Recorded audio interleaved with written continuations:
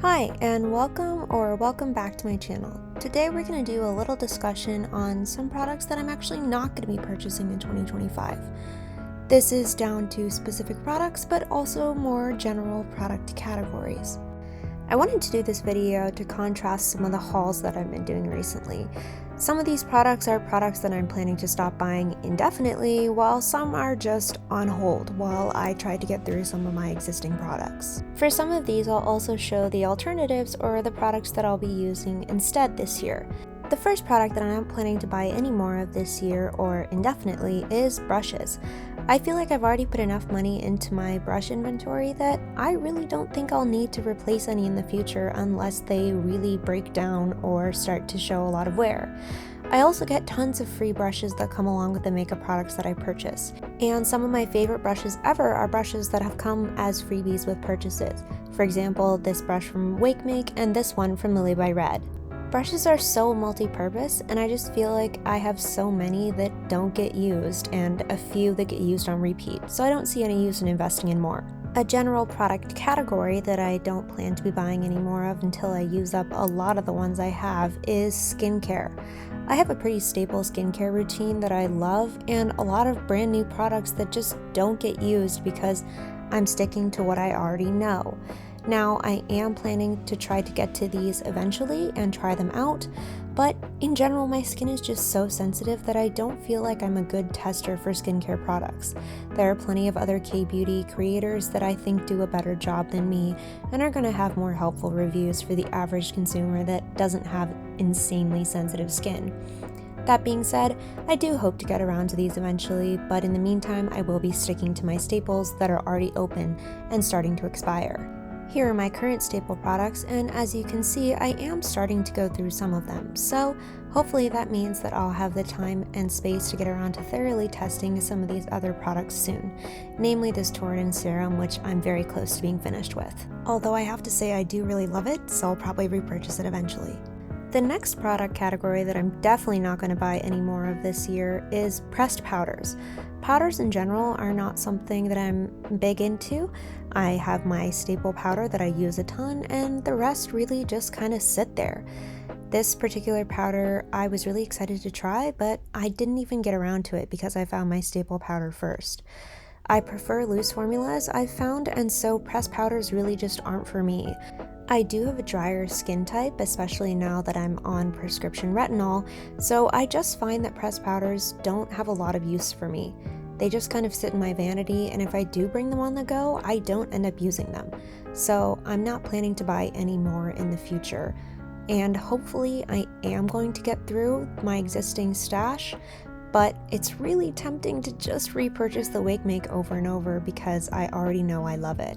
In combination with the Make Keep Mist from Koze, which is a Japanese drugstore brand, I find that my makeup is completely bulletproof, so I really just don't need any touch-up powders. Another product category that I'm just on an indefinite ban from buying is cream or liquid eyeshadows. This one is from a Japanese brand called Decollete, and it's pretty similar to an eyeshadow from Charlotte Tilbury that I had and loved, but this is on my list to finish or throw out by the end of the year just because it's a couple years old now and I definitely don't want to be putting anything that is potentially expired on my eyelids. Cream shadows are just not something I get a lot of use out of because my eyelids are super oily, so they crease on me super easily, and I just don't think they give that different of an effect from a powder. You guys might think I'm crazy when you hear that I'm on an indefinite ban from buying contour and highlight palettes, considering how many I've hauled on this channel, but I just find that I don't get the use out of them that I want to.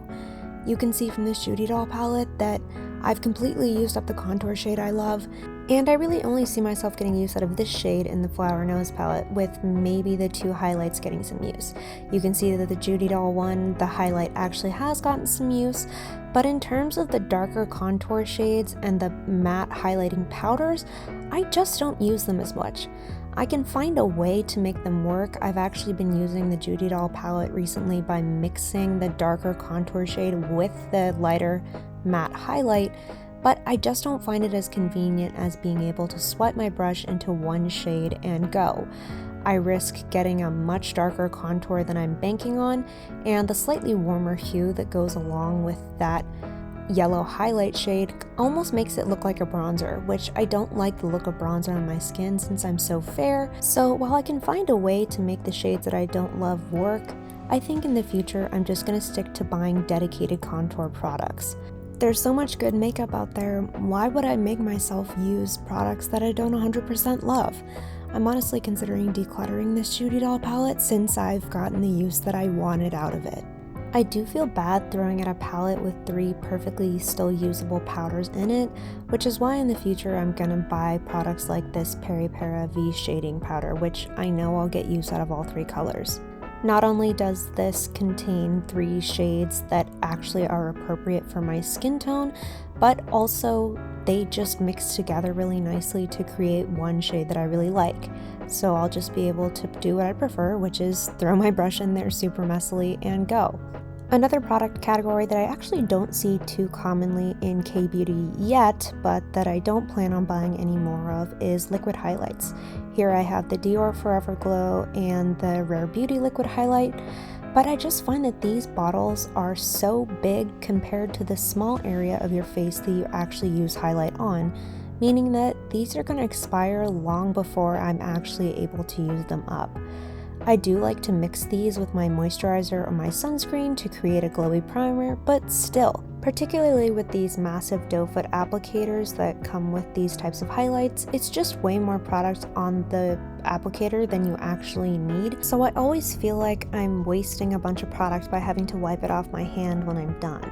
I've also just found that liquid formulas are not my preferred highlight format.